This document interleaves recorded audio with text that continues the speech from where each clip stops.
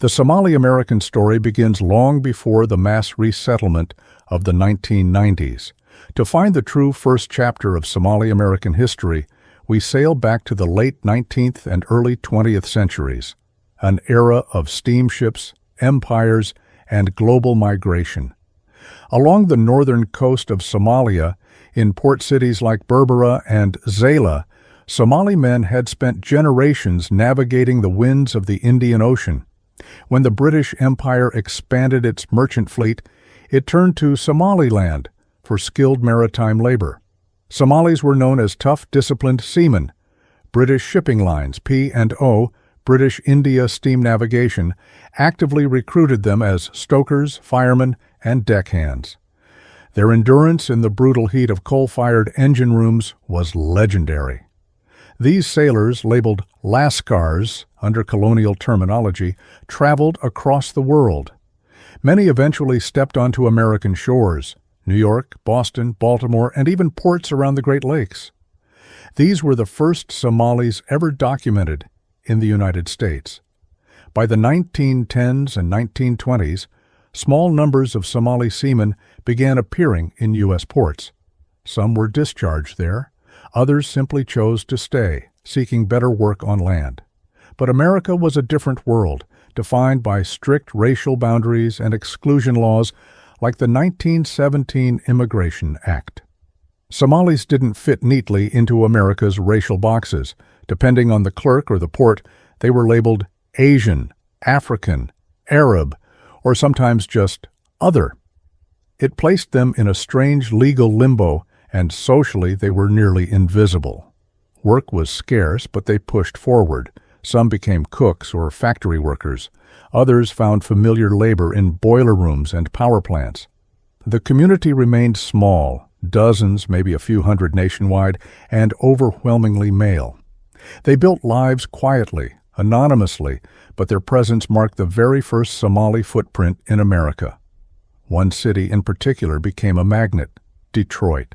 In the 1920s, Henry Ford's famous $5 a day wage drew workers from around the world, and Ford, unusually for the era, prided himself on hiring men from every background.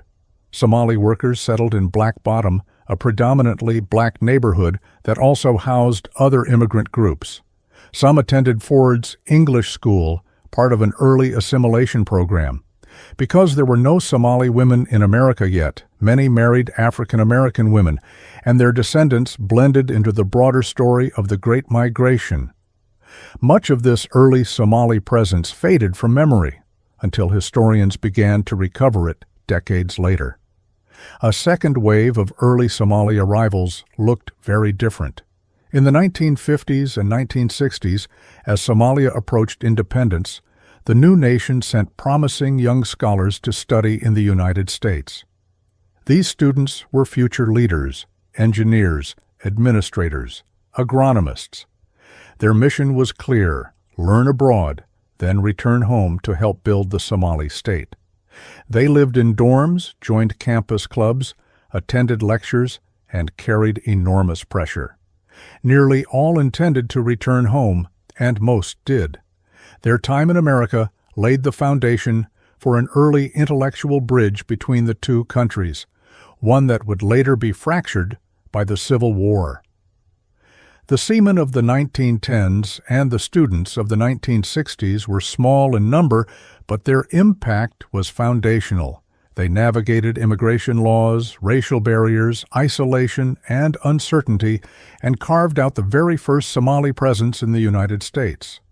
By the 1970s, a slow trickle of immigrants arrived, often relatives of those early pioneers. But everything changed after the Somali Civil War erupted in 1991. Tens of thousands of Somali refugees were resettled across America, forming the vibrant communities they are recognized today in Minnesota, Ohio, Washington State, California, and beyond. Most new arrivals didn't know it, but when they reached Detroit, New York, or Boston, they were stepping into cities where Somali footprints already existed, some for more than half a century. From the Horn of Africa to the American Heartland, The Somali journey to the United States is not a sudden story. It is a century-long odyssey, one shaped by courage, curiosity, and a community that grew from a handful of pioneers into a powerful and enduring American presence.